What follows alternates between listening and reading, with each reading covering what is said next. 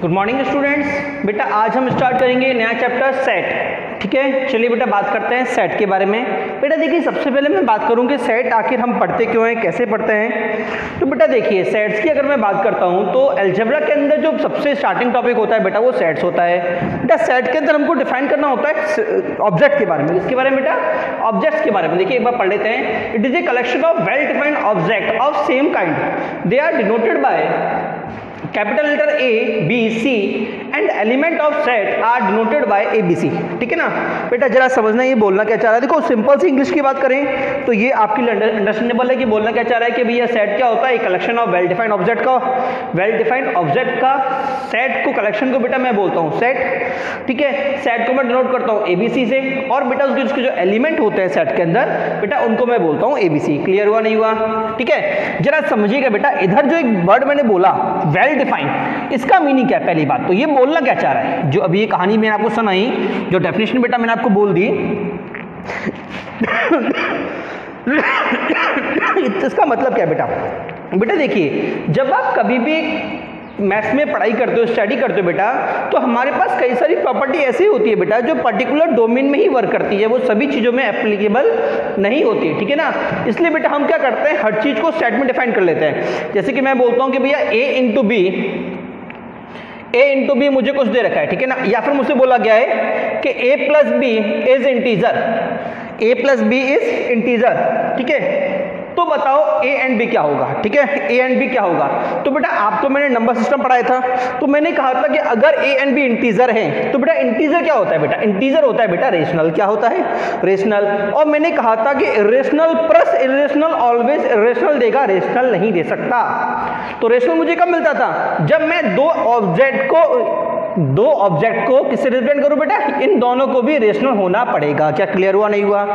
तो बेटा जैसे मैंने ये चीज बोली तो मैंने क्या बोला कि A और B को भी रेशनल होना पड़ेगा।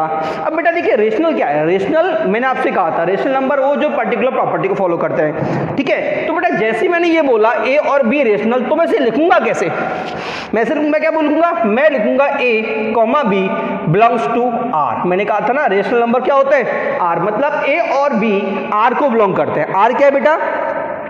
Rational number. क्लियर हुआ नहीं हुआ? रेशनल आर नहीं बेटा Q, याद है Q और Q डैश, R का मतलब रियल नंबर। ठीक है ना, कि A एंड B बेटा रेशनल नंबर को रिप्रेजेंट करेंगे। ठीक है ना, तो बेटा रेशनल नंबर क्या हुआ? रेशनल नंबर एक तरह से बेटा मेरे लिए सेट हो गया। क्या हो गया? सेट। मैंने कहा था ना कि वेल डिफाइंड ऑब्जेक्ट्स, कोई भी वेल डिफाइंड ऑब्जेक्ट्स का समूह। बेटा देखिए वेल डिफाइंड का मतलब समझिए, वेल डिफाइंड होता क्या है? देखो जैसे कि मान लो मैंने क्लास में एक एग्जांपल लिया, मैं आपकी क्लास में आया और मैंने आपसे बोला कि भैया सारे इंटेलिजेंट स्टूडेंट्स खड़े हो जाइए, तो ऐसा कौन सा महारथी जो नहीं खड़ा होगा? लगभग सही हाथ सभी खड़ा कर देंगे, सर मैं भी इंटेलिजेंट, मैं भी इंटेलिजेंट। बट बेटा इंटेलिजेंसी का कोई पैरामीटर नहीं होता। कोई पढ़ने में इंटेलिजेंट है, कोई खेलने में इंटेलिजेंट है, कोई ड्राइंग के इंटेलिजेंट है, कोई बेटा एक्टिंग में इंटेलिजेंस है। तो बेटा इंटेलिजेंसी का कोई पैरामीटर नहीं है। क्लियर हुआ नहीं हुआ? तो बेटा मुझे अपने आप को थोड़ा डिफाइन करना पड़ेगा, पर्टिकुलर करना पड़ेगा कि भैया मैं किन स्टूडेंट्स को चाह रहा हूं। ठीक है, तो अगर मान लो मैंने बोल दिया इंटेलिजेंस के इंटेलिजेंट स्टूडेंट्स, ठीक है ना, एक मैंने बोला 90% above, 90% above, all students 90% above. तो बेटा जैसे मैंने बोला 90% एबव, तो बेटा मैंने एक क्राइटेरिया फिक्स कर दिया कि जिसमें स्टूडेंट्स अपने आप को तोल सकता है कि भैया क्या मैं इस क्राइटेरिया में आ रहा हूं। अगर वो आ रहा है तो डन, अगर वो नहीं आ रहा तो नॉट डन। बट इंटेलिजेंसी के अंदर मैं बात करूं बेटा, तो बेटा इंटेलिजेंसी के अंदर स्टूडेंट्स अपने आप को नहीं तोल सकता। हो सकता है जिसको वो अपने आप का हुनर मानता हो वो मैं ना मानूं। ठीक है ना, तो बेटा मैंने क्या किया, यहां पे एक पर्टिकुलर फिक्स प्रॉपर्टी अप्लाई कर दी कि जो इसको कंडीशन को फुलफिल करेगा वही बेटा मेरा उस ग्रुप को फॉलो करेगा। क्लियर हुआ नहीं हुआ? जैसे कि बेटा मैंने रेशनल के अंदर बोला था all the number who in the form of P/Q, वो सभी नंबर जो P/Q की फॉर्म में होते हैं। ठीक है ना, तो बेटा वो सभी तो डिफाइन का मतलब क्या हुआ? डिफाइन का मतलब हुआ बेटा कि कोई भी चीज अगर मैं लेता हूं तो बेटा उसके बारे में प्रॉपर कंफर्म बोल सकूं कि भैया ये इससे बिलोंग कर रहा है या नहीं कर रहा। क्लियर हुआ नहीं हुआ? तो बेटा सेट का मेरे पास यूज क्या हुआ बेटा कि मैथ में हम जब भी स्टडी करते हैं बेटा तो बेटा मुझे एक ग्रुप डिफाइन करना पड़ता है जिससे कि मैं उसकी प्रॉपर्टी को बोल सकूं। क्लियर हुआ नहीं हुआ? जैसे कि अभी मैंने एक एग्जांपल आपको दिया था, मैथमेटिकल एग्जांपल, कि A प्लस बी अगर मुझे रेशनल बोल दिया, a plus B is equal to C है, तो मैंने क्या बोला कि अगर ये दोनों रेशनल हैं तो इसको भी रेशनल होना पड़ेगा। तो मुझे बेटा ये वर्ड यूज करना पड़ा, रेशनल रेशनल रेशनल। तो बेटा ये तीनों क्या है बेटा, ये तीनों एक्चुअल में सेट है। क्या है? सेट है। अगर बेटा मैं इन दोनों को डिफाइन नहीं कर रहा, ठीक है, तो मैं क्या बोल सकता हूं सी के बारे में कि सी रेशनल है? नहीं बोल सकता, मुझे इन दोनों को भी डिफाइन करना पड़ेगा। क्लियर हुआ नहीं हुआ? तो बेटा सेट के अंदर, सेट का अगर मैं बात करूं तो मैथमेटिक्स में बेटा कोई भी चीज, हम कोई भी वर्क करते हैं बेटा, तो वर्क करने से पहले मुझे एक डोमेन डिफाइन करना पड़ता है। जैसे कि आज मैं आपको पढ़ा रहा हूं, सेट पढ़ा रहा हूं, तो ऐसा तो नहीं है कि भैया मैं सबको पढ़ा दूं। क्या क्लियर हुआ नहीं हुआ? सबसे मतलब फर्स्ट क्लास का बच्चा, थर्ड का बच्चा, 10th का बच्चा, 8th का बच्चा, बट ये बेटा ओनली 11th वाले बच्चे पढ़ेंगे। कौन से पढ़ेंगे? 11th या 12th, ठीक है, जो कि जेईई की प्रिपरेशन कर रहे हैं, ठीक है। बाकी आपसे जो लोअर स्टैंडर्ड के हैं बेटा, उनके लिए बेटा ये चीज नहीं है। तो मैंने क्या किया, अपने आप को एक डोमेन में फिक्स कर लिया, ठीक है ना, अपने आप को एक पर्टिकुलर सेट में फिक्स कर लिया कि जो बच्चे 10th पास हैं वही इसको पढ़ सकते हैं। तो मैंने क्या किया, एक पर्टिकुलर डेफिनेशन, एक पर्टिकुलर प्रॉपर्टी फिक्स कर दी कि कौन इसको पढ़ेगा। क्लियर हुआ नहीं हुआ? तो बेटा सेट का मतलब क्या हुआ, एक समूह। सेट का मतलब एक समूह जो एक पर्टिकुलर प्रॉपर्टी को फॉलो करता है, जो एक पर्टिकुलर प्रॉपर्टी को फॉलो करता है। क्लियर हुआ नहीं हुआ? तो सबसे सिंपल चीज, सेट का मतलब समूह जो एक पर्टिकुलर प्रॉपर्टी को फॉलो करता है, ठीक है। चलिए अब सेकंड की बात करते हैं।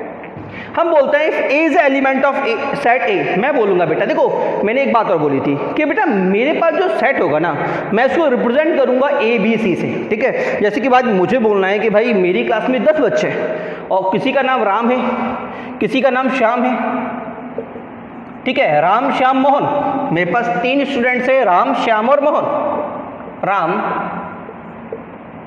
श्याम और मोहन, ठीक है। मैं बोलूंगा बेटा तीनों 11th क्लास से बिलोंग करते हैं। किससे बिलोंग करते हैं? 11 से। तो बेटा मैं इस पर्टिकुलर सेट को कोई ना कोई नाम दूंगा, ठीक है। तो बेटा उस नाम जो मैं दूंगा बेटा, उसको हम बोलते हैं कैपिटल ए, ठीक है ना। तो जो बेटा वो नाम है उसको हम क्या बोलते हैं? Capital A. और बेटा जो सेट के अंदर जो मेरे एलिमेंट है बेटा, मैं इनको रिप्रेजेंट करता हूं स्मॉल ए, स्मॉल बी, स्मॉल सी से। क्लियर वाले ही हुआ? किससे करता हूं? स्मॉल ए, स्मॉल बी, स्मॉल सी से। बेटा वैसे मैं आपको बता दूं, चाहूं तो मैं नाम को भी लिख सकता हूं, बट जनरल नोटेशन बेटा मेरा ये होता है। क्लियर हुआ नहीं हुआ? जैसे मैं बोलता हूं क्लास 11, क्लास 11, तो बेटा क्लास 11 भी एक तरह से सेट है। क्या है? एक तरह से सेट है। क्यों? क्लास 11 का मतलब वो सभी स्टूडेंट जो 10th पास करे हुए हैं। मैंने एक वेल डिफाइंड प्रॉपर्टी डिफाइन कर दी, एक सब कुछ वेल डिफाइंड ऑब्जेक्ट बोल दिया कि भैया वो सभी स्टूडेंट जो 10th पास हैं वही बेटा क्लास 11th में आएंगे। तो क्लास 11th में क्या हुआ? एक तरह से सेट हुआ, ठीक है ना। और आप जो लोग जो स्टूडेंट्स है बेटा, वो क्या हुए बेटा? उस सेट के एलिमेंट्स हुए। क्लियर हुआ नहीं हुआ? चलिए आगे बढ़ते हैं, ठीक है। आगे बेटा हम क्या बोल रहे हैं कि if A is a element of set ए, अगर ए सेट ए का एलिमेंट है बेटा, तो मैं उसको बोलूंगा क्या? A belongs to A, small A belongs to capital A, ठीक है ना। हम बोलते हैं ना कि भाई ये बच्चा किस क्लास से, हम बोलते हैं बेटा ये बच्चा 11th क्लास का है, तो मैं क्या बोलूंगा कि this is belongs to class 11। Set A है वो किससे बिलोंग कर रहा है? जो स्मॉल एलिमेंट है बेटा, स्मॉल ए कैपिटल ए से बिलोंग कर रहा है। क्लियर हुआ नहीं हुआ? जैसे आप भी जानते हैं, मैंने भी एग्जांपल दिया कि मोहन कहां से बिलोंग कर रहा है, कि मोहन भैया क्लास 11 से बिलोंग कर रहा है, ठीक है ना। तो बेटा हम बोलेंगे कैसे? ए बिलोंग्स टू कैपिटल ए, ठीक है। बट बेटा इसका सिंबॉलिक मीनिंग क्या होगा? देखो मैं आपसे एक बार बात बोली थी जब रेशनल नंबर पढ़ाया था कि एग्जामिनर ऑलवेज फॉर्म यूज करता है। क्या फॉर्म यूज करता है बेटा? मैथमेटिकल डेफिनेशन यूज करेगा। क्या करेगा? मैथमेटिकल डेफिनेशन यूज करेगा। जैसे कि मैं अगर बात करूं तो मैं बोलूंगा Q is equal to P by Q, where P and Q belongs to integer, where P and Q belongs to integer। तो बेटा ये हो गए बेटा मेरे रेशनल नंबर की डेफिनेशन। मैंने क्या बोला? P by Q, rational number कौन से? वो सभी नंबर जो किस फॉर्म में है? P by Q की फॉर्म में है। इसका मतलब बेटा ये P और Q खुद कौन है? ये बेटा जो मैंने लिए हैं P और स्मॉल q, ये खुद कौन है बेटा? ये बेटा मेरे इंटीजर्स हैं। ये क्या है बेटा? इंटीजर्स हैं। तो बेटा जो भी मैं लिखता हूं बेटा उसकी कोई ना कोई मैथमेटिकल सिंबॉलिकल रिप्रेजेंटेशन होता है। तो अगर बेटा इसे मुझे इसको सिंबॉलिक रिप्रेजेंट करना है बेटा, तो बेटा मैं इसको बोलूंगा A belongs to capital A, small A belongs to capital A, ठीक है ना। और बेटा अगर वो उसको बिलोंग नहीं कर रहा बेटा, तो बेटा मैं बिलोंग्स टू लिख के एक स्लैश मार दूंगा जो इंडिकेट करेगा कि स्मॉल ए कैपिटल ए को बिलोंग नहीं कर रहा। आप नोट करिए बेटा जल्दी से। बेटा देखिए हम बेटा सेट को रिप्रेजेंट कैसे करते हैं। बेटा सेट को रिप्रेजेंट करने के बेटा मेरे पास दो तरीके, पहला रोस्टर और टेबुलर मेथड बेटा, दूसरा बेटा सेट बिल्डर या प्रॉपर्टी मेथड बेटा, ठीक है ना। जरा समझिएगा रोस्टर फॉर्म क्या होती है। Roster form is set in roster form के अंदर sets are represented using bracket and their element are enclosed in these curly bracket separated by the comma. बेटा देखिए एग्जांपल मैं दे रहा हूं कि मान लो मुझे स्कूल एक लेटर दे दिया, ठीक है ना। बेटा इसके वर्ड्स को बेटा मुझे सेट के अंदर लिखना है। किसमें लिखना है बेटा? सेट में लिखना है। तो मैं क्या लिखूंगा? Curly bracket. और बेटा जो भी मेरे एलिमेंट है कौन कौन से हैं बेटा? S C H O L, ठीक है ना। तो मैं क्या लिखूंगा? S, C, H, O, L। Clear हुआ नहीं हुआ? बेटा ध्यान की बात क्या है बेटा, मैंने O को दो बार नहीं लिखा, ठीक है ना। दूसरी बात बेटा अगर मैं चाहूं तो इसी चीज को ऐसे भी लिख सकता हूं HOLCS। इसका मतलब ऑर्डर भी इंपॉर्टेंट नहीं है, मैं किसी भी लेटर को रैंडमली आगे पीछे लिख सकता हूं। क्लियर हुआ नहीं हुआ? ठीक है। Set of vowels AEIOU। Clear. बेटा सेकंड प्रॉपर्टी होती है बेटा, सेकंड होता है बेटा सेट बिल्डर, मतलब इसको बोलते हैं बेटा property method. In this form any set is represented by it's property and rule. बेटा ये क्या होता है बेटा, इसके अंदर क्या होता है बेटा, किसी भी सेट को अगर मैं डिफाइन करता हूं बेटा तो बेटा उसके अंदर मैं उस प्रॉपर्टी को भी लिख देता हूं जिस प्रॉपर्टी को फॉलो करते हुए कोई एलिमेंट को उस सेट के अंदर परमिशन मिलेगी। क्लियर हुआ नहीं हुआ? भाई मैंने क्या कहा था थोड़ी देर पहले कि सेट का मतलब क्या होता है? समूह। और समूह की हर एक समूह की कोई ना कोई विशेष बात होती है। मैंने कहा था ना 11th क्लास भी एक सेट है कि सभी बच्चे 10th पास करके आए। तो बेटा हर एक सेट के लिए कोई ना कोई प्रॉपर्टी होती है, जब तक आप उस प्रॉपर्टी को फॉलो नहीं करोगे आप उस सेट का पार्ट नहीं होंगे। क्लियर हुआ नहीं हुआ? तो बेटा सेट बिल्डर में क्या होता है बेटा, सेट बिल्डर के अंदर हम उस प्रॉपर्टी को उसके साथ डिफाइन करते हैं कि भैया वो सभी एलिमेंट जो इस पर्टिकुलर प्रॉपर्टी को फॉलो करते हैं वही इस सेट के अंदर एंटर करेंगे। क्लियर हुआ नहीं हुआ?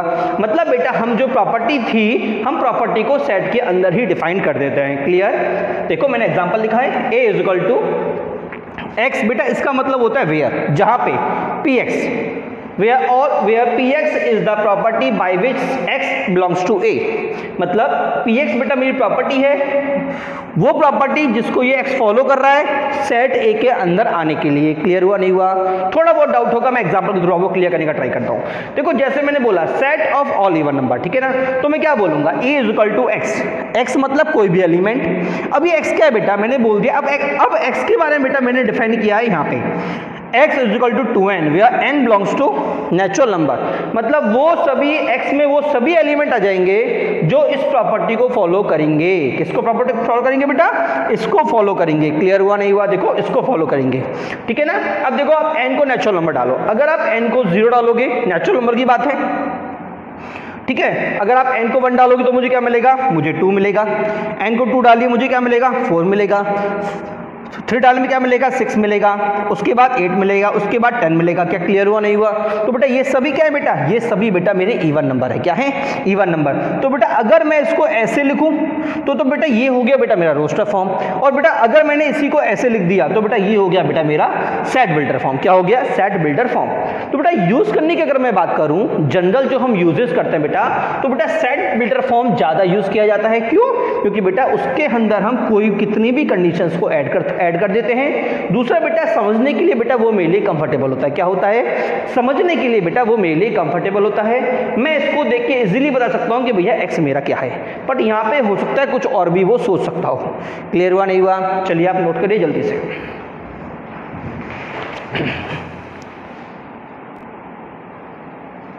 चलिए बेटा हम कुछ एग्जांपल्स लेते हैं। बेटा पहला example roster to set builder, मतलब रोस्टर से अगर मुझे सेट बिल्डर बनाना है, या फिर पहले लेते हैं सेट बिल्डर टू रोस्टर। ठीक है, जरा समझना बेटा मैंने क्या कहा था बेटा कि सेट बिल्डर में मेरे पास एलिमेंट होगा और बेटा उसकी प्रॉपर्टी बेटा यहाँ लिखी होंगी। अब बेटा देखिए मुझे x एलिमेंट दे रखा है और x की प्रॉपर्टी क्या है बेटा? पहली बात तो बेटा x एक पॉजिटिव इंटीजर है, मतलब 1 2 3 4 5 6 7 8 9 10, ठीक है ना। और बेटा दूसरी बात बेटा x का जो भी स्क्वायर है बेटा वो 40 से छोटा या 40 के बराबर होना चाहिए। क्लियर हुआ नहीं हुआ? तो चलिए मैं लिखना स्टार्ट करता हूँ। सबसे पहले बात करूंगा 1 की। 1 स्क्वायर कितना होता है? 1। 40 से छोटा है बेटा, डन हो जाएगा।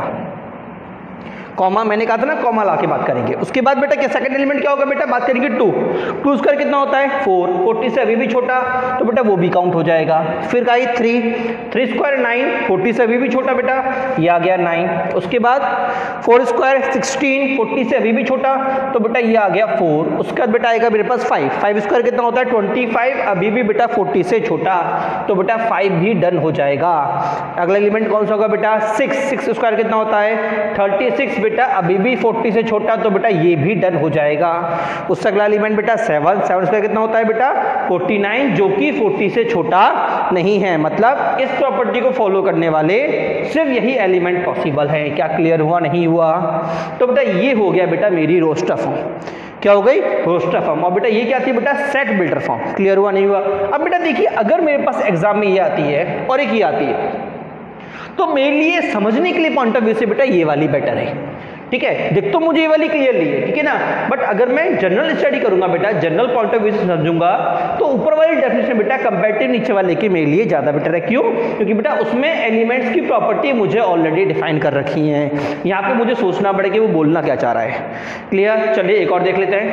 इधर क्या बोल रहा हूँ बेटा, इधर थोड़ा मैं टिपिकल ले लिया है कि भैया 3/x है, x क्या है 4n है, और n क्या है बेटा, n मेरा प्राइम नंबर है, और क्या है बेटा n प्राइम नंबर तो है और 30 से छोटा है। तो बेटा पहला प्राइम नंबर कौन सा आता है बेटा, मेरा पहला प्राइम नंबर आता है बेटा 2। क्या आता है 2। तो बेटा अगर मैं n को 2 पुट करता हूं, तो ये कितना हो जाएगा बेटा 4 × 2 दैट इज 8। तो मैं क्या बोलूंगा 3 =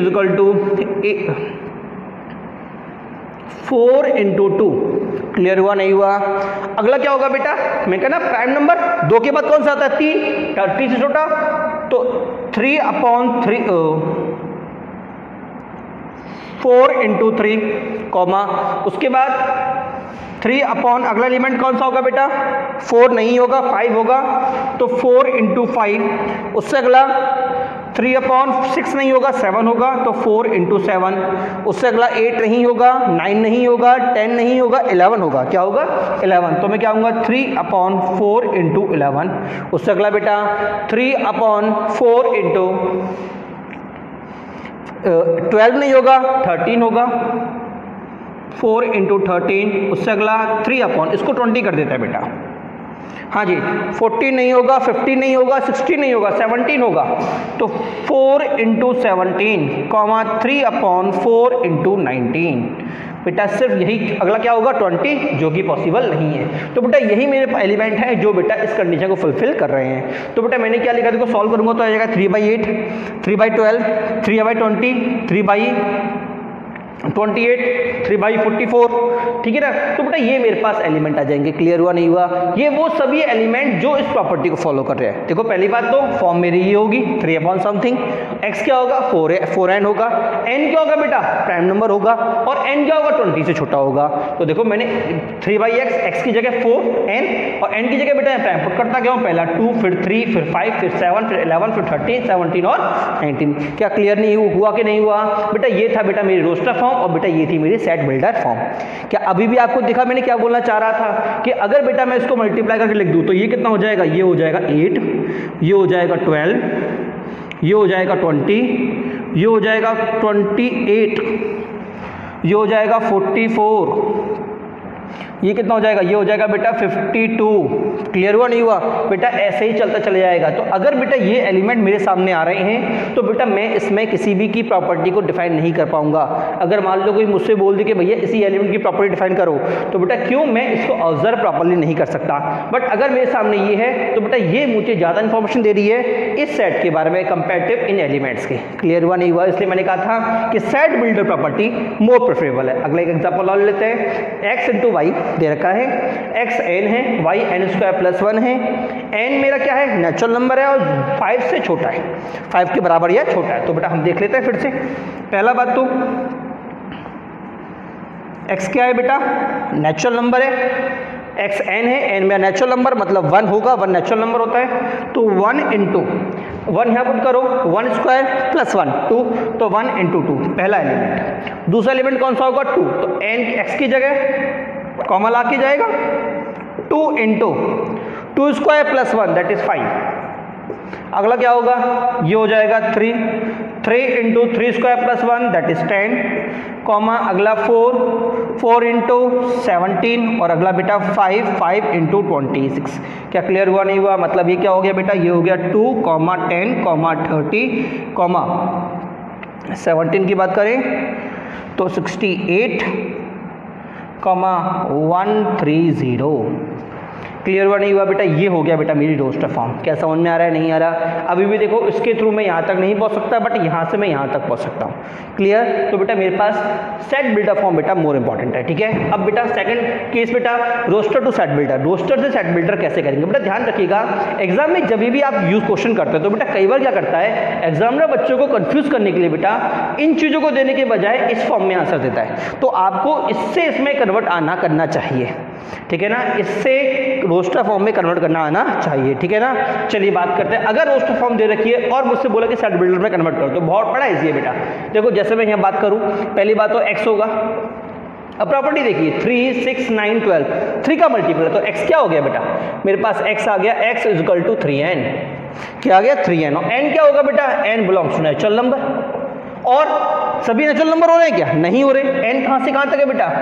n is less than equal to 4। बेटा इधर क्यों नहीं लगाया कुछ भी? क्योंकि बेटा नेचुरल नंबर का मतलब 1 से स्टार्टिंग कर रहा हूं मैं। तो 1, 2, 3, 4, 4 पे 12 मिल गया मुझे। क्या क्लियर हुआ नहीं हुआ? चलिए इसकी बात भी कर लेते हैं, ये तो बहुत ईजी है। 1, 4, 9, 16 तो x इज इक्वल टू क्या आ गया? पहली बात तो x होगा और x की property x is equal to n square और n क्या होगा? Natural number. Very lollipop. अगला देखते हैं बेटा, इधर जरा ध्यान से देखना बेटा। देखो 1, 2, 2, 3, 3, 4, 4, 5, 6, 7, 5, 6, 6, 7। ठीक है, अल्टरनेट। ठीक है, तो जरा ध्यान से देखना। पहली बात तो x। अब x क्या उसकी बात कर लेते हैं। तो बेटा देखिए ये मेरा पहला था, ये दूसरा, ये तीसरा, ये चौथा, ये पांचवा, ये छठा। ये पहला, ये दूसरा, ये तीसरा, ये चौथा, ये पांचवा, ये छठा और हर एक में एक का डिफरेंस। तो मैं क्या लिखूंगा? n upon n plus 1, n upon n plus 1। और जहाँ पे n क्या हो गया? n belongs to natural number और n is less than equal to 6। क्या क्लियर हुआ नहीं हुआ? देखो n को 1 डालो, 1 डालने पर 1/2, 2 डालने पे 2/3, 3 डालने पे 3/4, 4 डालने पे 4/5, 5 डालने पे 5/6 और 6 डालने पे बेटा 6/7। क्लियर हुआ नहीं हुआ? चलिए बेटा नोट करिए जल्दी से।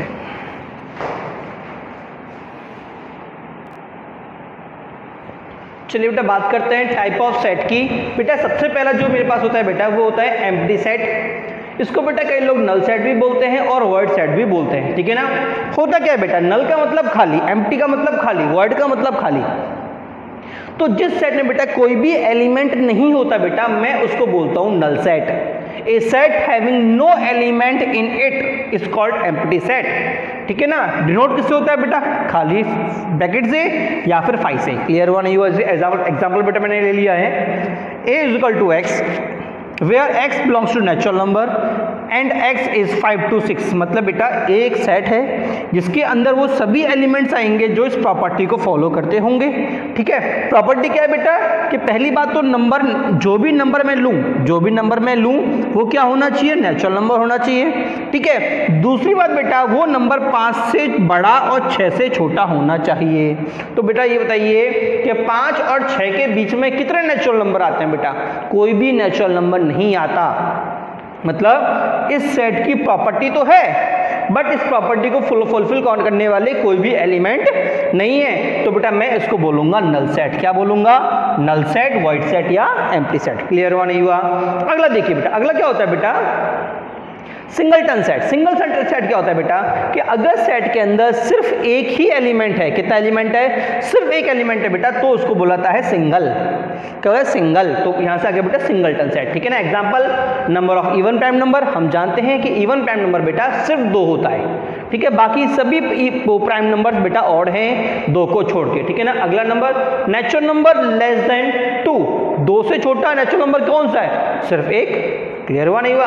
अच्छा अगला देखिए बेटा फाइनाइट सेट। फाइनाइट सेट क्या होता है बेटा? A set having set which have only finite number of element, मतलब बेटा कोई भी ऐसा सेट जिसमें नंबर ऑफ एलिमेंट क्या हो, फाइनाइट हो। जैसे कि आपकी क्लास क्या है, फाइनाइट है, नंबर ऑफ एलिमेंट क्या है, फाइनाइट है, ठीक है ना।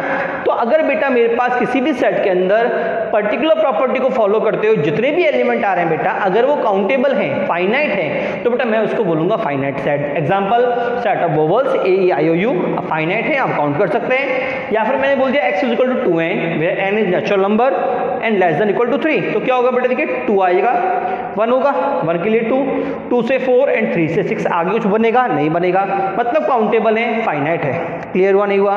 अगला देखिए बेटा इनफाइनाइट सेट। इनफाइनाइट सेट क्या होता है बेटा, set which have infinite number of element in it is called infinite set. बेटा वो सभी सेट जहां पे बेटा नंबर ऑफ एलिमेंट इनफाइनाइट हैं। जैसे कि मैं बोलूंगा बैक्टीरिया, आपके एटमॉस्फेयर में बेटा इनफाइनाइट बैक्टीरियाज हैं, क्या है, इनफाइनाइट, क्यों, ग्रोथ इनफाइनिटी है।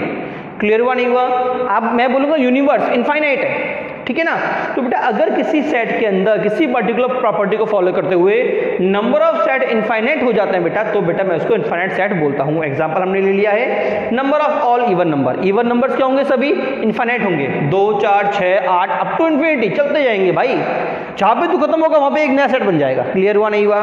दूसरा set of all prime number. बेटा ध्यान रखना, प्राइम नंबर बेटा मेरे पास इनफाइनाइट होते हैं, कितने होते हैं, इनफाइनाइट। क्लियर, जल्दी से नोट करिए।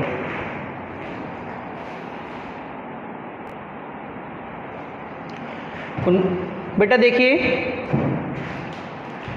ऑर्डर ऑफ सेट, बेटा number of element in the set is called order of set, is called order of set, ठीक है ना।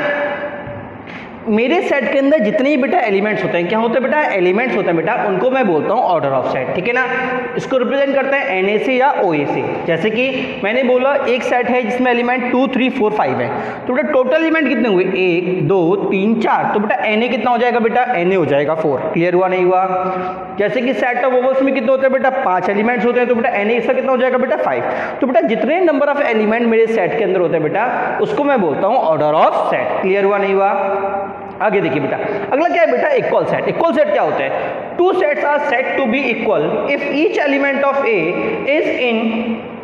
is element of B and each element of B is element of A.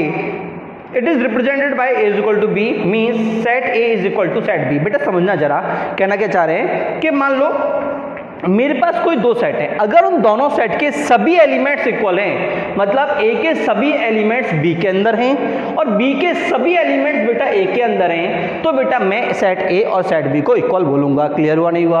अगर ए के सभी elements B के अंदर हैं और बी के सभी एलिमेंट्स ए के अंदर हैं बेटा, तो बेटा मैं दोनों क्या बोलूंगा, इक्वल सेट बोलूंगा। क्लियर? अब बेटा ध्यान रखिएगा, यहाँ पे ये दो सेट हम कंफ्यूज होता है बेटा, equal set and equivalent set, दोनों अलग अलग चीज है। इक्वल सेट होने का मतलब सभी एलिमेंट सेम होना, ए के सभी एलिमेंट बी में होना और बी के सभी एलिमेंट का ए में होना, ठीक है ना। बट अगर मैं बोलता हूं इक्विवेलेंट सेट बेटा, तो इसका मतलब क्या होता है, two finite set are set to be equivalent if number of element in both sets are equal, that is Na is equal to Nb। इसका मतलब क्या है बेटा कि मेरे पास मान लो दो सेट्स है, ठीक है ना, अगर दोनों सेट्स में नंबर ऑफ एलिमेंट्स इक्वल हैं, क्या है बेटा, दोनों सेट्स के अंदर नंबर ऑफ एलिमेंट्स इक्वल हैं, तो बेटा मैं उसको बोलूंगा इक्विवेलेंट सेट। क्लियर हुआ नहीं हुआ? क्या बोलूंगा, इक्विवेलेंट सेट, ठीक है ना। अगर वो क्या समझ में नहीं है, जैसे कि मैंने एग्जांपल लिया, मैंने सेट ए लिया 1 2 3 4, तो नंबर ऑफ सेट कितने बेटा, इसमें नंबर ऑफ एलिमेंट कितने, 4।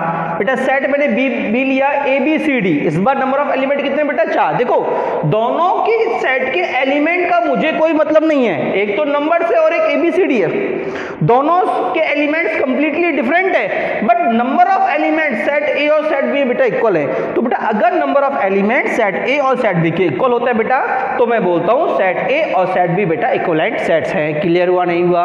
बेटा देखिए सिंपल सी बात है कि आप ही क्लास में बैठे हैं और आप 25 स्टूडेंट्स हैं, कितने, 25 स्टूडेंट्स हैं, ठीक है ना, और उनको बैठने के लिए 25 चेयर्स हैं, ठीक है, तो मैं क्या बोलूंगा, इक्विवेलेंट सेट है। क्यों? नंबरिंग दोनों की इक्वल है, नंबरिंग दोनों की इक्वल है, तो बेटा मैं इसको बोलूंगा इक्विवेलेंट सेट। चलिए नोट करिए।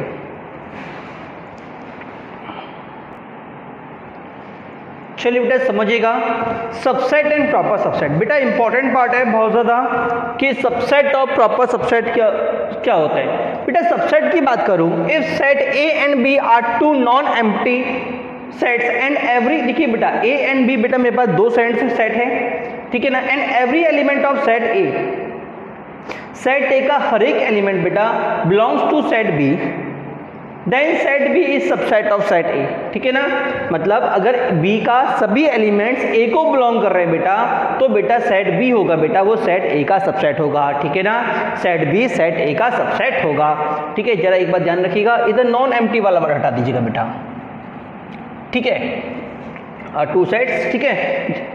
रिप्रेजेंट कैसे करता हूं बेटा, मैं रिप्रेजेंट करता हूं बेटा ए, बेटा ये वाला एरो मुना less than equal then, less than and equal to, less than and equal to वाला बेटा सिंबल को अगर मैं थोड़ा गोल कर दूं तो बेटा मुझे मिल जाता है B is subset of A. देखो समझना मतलब कि बेटा बी के सभी एलिमेंट ए के अंदर हैं, बी के सभी एलिमेंट्स बेटा अगर ए के अंदर है बेटा तो बेटा बी मेरा ए का सबसेट है। क्लियर हुआ नहीं हुआ? जैसे कि मैं बात करता हूं कि मेरी क्लास में बहुत सारे स्टूडेंट्स हैं, ठीक है ना, और मैंने क्या बोला कि भैया जो गर्ल्स है बेटा वो इस क्लास के टोटल स्टूडेंट्स का सबसेट है, ठीक है। अब ये भी पॉसिबल है कि इस क्लास में एक भी गर्ल्स ना हो, ठीक है, और ये भी पॉसिबल है कि इस पूरी क्लास में सिर्फ गर्ल्स हो कोई बॉय ना हो, और ये भी पॉसिबल है गर्ल्स भी हो और बॉयज भी हो। तो बेटा अगर मैं बोलूंगा कि ये जो मैं बोलूंगा कि गर्ल्स मेरे टोटल क्लास के टोटल स्टूडेंट्स के अंदर क्या होंगी, एक सबसेट होंगी, हो सकता है सभी ओनली गर्ल्स हो तो सेट और सबसेट बराबर हो जाएंगे, और हो सकता है एक भी गर्ल्स ना हो तो बेटा मेरे पास क्या हो जाएगा, वो एम्प्टी सेट हो जाएगा। क्या हो जाएगा? एम्प्टी सेट हो जाएगा। तो बेटा ध्यान रखिएगा एम्प्टी सेट भी एक सबसेट होता है, ठीक है ना, इसलिए बेटा मैंने नॉन एम्प्टी सेट रिमूव करवा दिया, ठीक है। इसी के अंदर बेटा हम बात करते हैं number of subset, number of subset कितने होंगे, ठीक है। लेट सेट Z कंटेन, बेटा मैं मान लो मैंने एक सेट ले लिया Z जिसमें कितने एलिमेंट्स है बेटा, n एलिमेंट्स है, कितने n एलिमेंट्स है, ठीक है ना। तो बेटा सेट Z के अंदर, सेट Z के कितने सबसेट पॉसिबल होंगे बेटा, 2 की पावर n, कितने होंगे 2 की पावर n सबसेट बेटा मेरे पास पॉसिबल होंगे। क्लियर हुआ नहीं हुआ? अब बात करते हैं बेटा proper subset. If every element of set, if every element of set B is element of A and A is not equal to B। देखो मैंने अभी आपसे क्या कहा था कि अगर B के सभी एलिमेंट A के अंदर हैं तो बेटा मैं बोलूंगा कि भैया B मेरा A का सबसेट है, ठीक है ना। B के सभी एलिमेंट A के अंदर है, जैसे मैंने कहा था कि सभी स्टूडेंट्स क्लास के गर्ल्स इस क्लास के स्टूडेंट्स का सबसेट है। तो एक पॉसिबिलिटी ये भी थी कि क्लास में कोई गर्ल्स ना हो, और एक पॉसिबिलिटी ये भी थी कि क्लास में कोई बॉयज ना हो, सिर्फ गर्ल्स ही गर्ल्स हो, ठीक है। तो बेटा अगर मैंने बोल दिया प्रॉपर सबसेट, इसका मतलब टोटल मतलब सभी स्टूडेंट्स, ठीक है ना, मैंने बोला सभी स्टूडेंट्स, और मैंने बोला एक भी बॉयज ना हो मतलब सभी गर्ल्स हो, मतलब गर्ल्स और टोटल स्टूडेंट दोनों बराबर हो गए, तो बेटा मैं उसको प्रॉपर सबसेट नहीं बोलूंगा। प्रॉपर का मतलब मेन वाला जो मेरे पास सेट है, मतलब नंबर ऑफ स्टूडेंट्स और नंबर ऑफ गर्ल्स बेटा इक्वल नहीं होनी चाहिए, मतलब कम से कम एक तो बॉयज को होना पड़ेगा, सभी गर्ल्स नहीं हो सकती। तो मैंने कहा कि देखो सेट ए और बी इक्वल नहीं है, मतलब बी ए के अंदर है बट दोनों इक्वल नहीं है। क्लियर हुआ नहीं हुआ? मतलब बेटा मेरे पास सेट जो मेरे पास मेन सेट है, ठीक है ना, देखो हाँ इधर लिखा भी था, देखो सेट बी सबसेट है और जिस सेट के अंदर वो समाया हुआ है उसको मैं बोलूंगा सुपर सेट। सेट बी किसके अंदर समाया हुआ है बेटा, सेट बी सेट ए के अंदर समाया हुआ है, तो बी हो गया सबसेट और ए हो गया बेटा सुपर सेट, ठीक है ना। तो बेटा अगर दोनों इक्वल नहीं है तो मैं बोलूंगा एग्जैक्टली प्रॉपर सबसेट। अगर ए एंड बी इक्वल नहीं है तो मैं बोलूंगा प्रॉपर सबसेट, ठीक है ना। और रिप्रेजेंट कैसे करना तरीका बेटा, ए इज लेस देन, देखो यहाँ पे एक सिंबल, ये बेटा ये सिंबल ऐसे होता है, हमने पढ़ा होगा लेस देन इक्वल टू, तो उसी को थोड़ा लहरा के लिख दो तो लेस देन हो गया, ठीक है ना। तो अगर लेस देन इक्वल टू मतलब बी ए के बराबर या छोटा, छोटा मतलब उसके अंदर, तो मैं बोलूंगा सबसेट, ठीक है। मैं बोलूंगा सिर्फ से छोटा मतलब बी ए के अंदर हमारा ए के बराबर नहीं है, तो मैं बोलूंगा उसको बेटा प्रॉपर सेट। क्या बोलूंगा? प्रॉपर सबसेट, ठीक है ना। अगला बेटा देखिए improper subset. All the subset consisting of all element of given set is called improper subset। मतलब बेटा अगर मान लो मैंने कहा था ना कि सभी गर्ल्स हो जाएं, मतलब मेरे पास जो सबसेट बनेगा और जो मीन सेट है अगर वो दोनों बराबर हो जाए बेटा तो मैं बोलूंगा उसको प्रॉपर सबसेट, इम्प्रॉपर सबसेट। क्या बोलूंगा? Improper subset. देखो मैंने एग्जांपल लिया है कि मान लो मेरे पास एक सेट ए था जिसमें कितने एलिमेंट है बेटा, 3 एलिमेंट है, 1 2 3, ठीक है ना। अब कोई मुझसे बोले बताओ सबसेट कितने होंगे, तो मैंने निकालूंगा, देखो पहला तो होगा एम्प्टी सेट, मतलब एक भी ना लूं, ठीक है ना भाई, सबसेट है, मैंने कहा ना ये इसके अंदर होने चाहिए, तो एक भी ना होना भी तो है ना। क्लियर हुआ नहीं हुआ?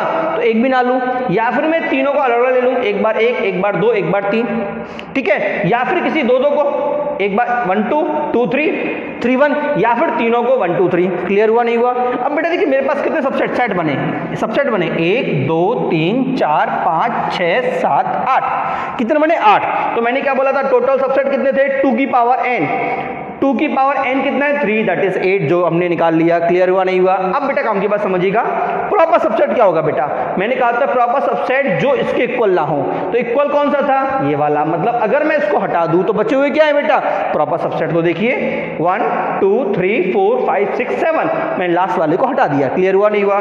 और जो बेटा लास्ट वाला है बेटा मैं उसको बोलूंगा इम्प्रॉपर सबसेट। क्लियर? चलिए बेटा नोट करिए जल्दी से।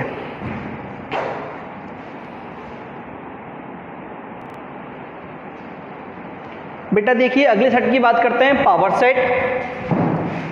It is A set containing all subset of any set. मतलब बेटा देखो मैंने क्या कहा था बेटा कि सबसे जो सेट होता है उसके बहुत सारे सबसेट होते हैं। तो बेटा पावर सेट क्या होता है, पावर सेट में क्या होता है बेटा, किसी भी सेट के जितने भी सबसेट है अगर मैं उनको एक अलग उसमें ले लूं तो बेटा मैं उनको बोलूंगा पावर सेट। क्या बोलूंगा, पावर सेट। तो लिखा PA is equal to x, where x is subset of A. देखो बेटा मैंने एग्जांपल लिया है, पहली बात तो समझ लीजिएगा, मान लो A is equal to x1 x2 x3 up to xn है, ठीक है ना, तो n of P of x is equal to 2 की पावर n होगा। जरा समझना बेटा, बेटा देखिए मैंने क्या कहा था कि PA क्या है बेटा, सभी सबसेट, ठीक है, मतलब PA में कितने एलिमेंट होंगे बेटा, PA में उतने ही एलिमेंट होंगे जितने बेटा मेरे A के सबसेट होंगे, ठीक है ना। तो नंबर ऑफ PA कितना हो गया, मतलब number of element in PA कितना हो गया, नंबर ऑफ सबसेट हो गया। तो बेटा मेरे पास n ऑफ PA कितना आ गया 2 की पावर n, क्योंकि मैंने कहा था कि नंबर ऑफ सबसेट कितना होता है 2 की पावर n होता है। मैंने एग्जांपल लिया है A इज इक्वल टू 1 2 3, तो PA कितना हो जाएगा, मैंने कहा था ना इसके सबसेट कौन कौन सी, 5 एम्प्टी 1, उसके बाद 2 3 1 2 2 3 1 3 1 2 3। तो बेटा इसके कितने सबसेट थे बेटा, इसके टोटल बेटा 8 सबसेट थे, 1 2 3 4 5 6 7 8, ठीक है ना। तो बेटा अगर मैं इन सभी को एक साथ ले लूं बेटा तो जो मेरा नया सेट बनेगा बेटा मैं उसको बोलूंगा पावर सेट। क्लियर हुआ नहीं हुआ? और इसमें कितने एलिमेंट है बेटा, इसमें उतने ही एलिमेंट हैं जितने इसके सबसेट पॉसिबल हैं। इसके सबसेट कितने पॉसिबल हैं 8, तो NPA कितना हो गया बेटा 2 की पावर 3 दैट इज 8। क्लियर हुआ नहीं हुआ? बेटा यहाँ पे हमारे टाइप ऑफ सेट खत्म होते हैं। आगे देखिए बेटा note, if any set having n element then number of total subset is 2 की पावर n, हम ऑलरेडी कर चुके हैं। सेकंड समझिएगा, every set is subset of itself. मैंने कहा था ना कि खुद देखो ये रहा इक्वल, ठीक है ना, मतलब हर एक सेट खुद का सबसेट होता है, ध्यान रखना। ये देखो मैंने इसको सबसेट में भी लिया और सेट में भी लिया है, मतलब सेट खुद का सबसेट भी होता है, ध्यान रखना। Every set is subset of itself. अगला पॉइंट देखिए, phi is always subset of any set. देखो दो चीज इंपॉर्टेंट है, एक तो ये और एक फाई हर एक सेट में आएगा ही आएगा, फाई हर एक सेट में आएगा ही आएगा। तो हमने कहा phi is always subset of any set, ठीक है ना। एक पॉइंट मैं छोड़ दिया था, इसको अब ले लेते हैं। Total number of proper subset is 2 की पावर n माइनस 1। देखो मैंने कहा था कि प्रॉपर सबसेट में इक्वल टू वाला नहीं आता, और इक्वल टू वाला कौन सा होता है, सिर्फ एक, जब वो खुद सेट बन जाए, ठीक है ना। तो उसको छोड़ के बाकी सभी क्या हो गए, प्रॉपर सबसेट हो गए, ठीक है। क्लियर हुआ नहीं हुआ? तो कितना आ गया 2 की पावर n माइनस 1। अगला क्या होगा, फाई इज ऑलवेज हो गया proper subset of phi is not defined, ठीक है ना। Proper subset of phi is not defined, phi का प्रॉपर सबसेट डिफाइन ही नहीं है, ठीक है। Algebra of set to be done in next class. बेटा अगली क्लास में हम अलजेब्रा ऑफ सेट्स को स्टार्ट करेंगे। आज की क्लास में बेटा हमने सेट्स पढ़ा, सेट्स की थ्योरी पढ़ी, सेट्स क्या होता है, ठीक है, उसके टाइप्स पढ़े, ठीक है ना। उसके अलावा बेटा हमने पढ़ा ऑर्डर क्या होता है, सेट का ऑर्डर क्या होता है, प्रॉपर सबसेट क्या होता है, इम्प्रॉपर सबसेट क्या होता है, नंबर ऑफ प्रॉपर सबसेट क्या होता है, ठीक है ना। चलिए बेटा ओके।